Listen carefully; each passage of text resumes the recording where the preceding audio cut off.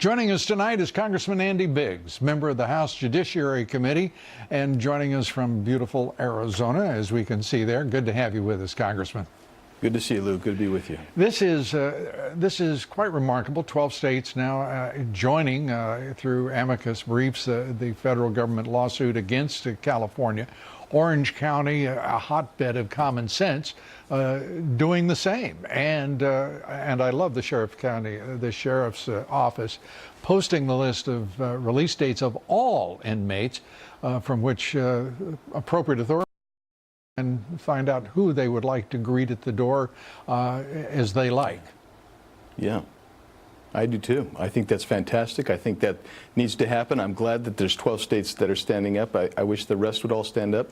And I think that, I offered an amendment last week to attack the sanctuary cities and states because, there's no reason in the world for this state to basically thumb their nose at the federal government and the laws that are imposed that are pursuant to the Constitution here and endanger their own communities. I just simply don't understand that kind of thinking.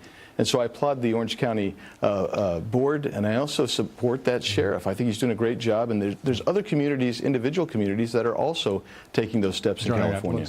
Absolutely. You know what I don't understand is the Justice Department, the Attorney General, Jeff Sessions, and why he is not moving as powerfully as he could, as you state, against sanctuary jurisdictions, whether it be the state of California, whether it be any city, because this is not child's play. This is life and death in many cases. Absolutely. One of the most fundamental obligations of government is to protect the rights and safety of individuals.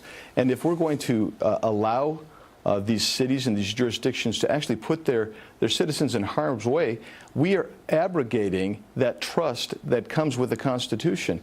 And so I think we should just be hammering home, and we should also make sure that there's some personal liability for policymakers who willfully put their citizens in jeopardy. And the state of California, some argue that as many as 5 congressmen from California shouldn't be representing California at all because of the skewed census results that give them greater population, including illegal immigrants who shouldn't be counted for the purpose of representing for Congress, being represented by those districts. Yeah, that's a problem as well. I'm trying to figure out, the census was designed for the purpose of apportioning congressional districts. That was the purpose of it, to set those up. Well, only people who are citizens can vote, and their families. So we want to count citizens. So I have no problem with going in and counting people and saying and questioning them. Are you a citizen? Are you not a citizen? I realize that some people get hinky about it, but I mean, look. What you have going on is the Census Bureau is going out and asking how many refrigerators, how many toilets, all kinds of personal questions. Do you have guns in the home? Those types of things. They should not be asking those questions. It is very legitimate to be saying, are you a U.S. citizen? That's important. And anyone who thinks they're not involved in this should understand their states loses representation by often as a result because California, which is not exactly a hotbed of reason and rationality, has greater representation than is appropriate. Let's turn to the wall fund. I know you voted against the spending bill, the $1.3 trillion in some considerable measure because there was no funding for the president's wall. Are you astounded that your speaker, the Speaker of the House, Paul Ryan, is opposing the president on fundamental issues of his agenda upon which he was elected in 2016? Yeah, it's mind-blowing to me that the American people, in my mind, sent a very clear message. We want immigration to stop, illegal immigration to stop. We want a wall built. I mean, if you look back to President Trump, where was he? He was in the middle of the pack toward the end until he let's build a wall. Well, that's what Americans want. And they don't want 30 miles here, 30 miles there.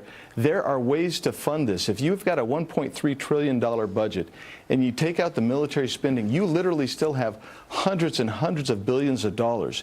You can move that money over to build the wall. If you don't want to do that, let's tax transfer payments. I don't normally like taxes, but we know that I don't money like them is, at all. yeah, right. But I mean, let's make a fee then. Let's make a fee. If you're going to transfer money from the United States of America and send it back home, you can put a fee on that, and that will pay for the wall. Yeah. And but why would you take it from military spending or any other place? Let's divert it from the non-military spending. That's what we also promised as well. Well, there is that, and to whatever degree, the president is right to talk about it as a matter of national defense, because it yes. is the protection of a border.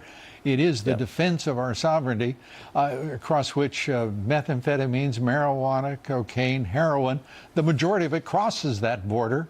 It is also where the human smuggling is taking place, and perhaps, yes, terrorists, which makes it an urgent matter of defense. What do you think?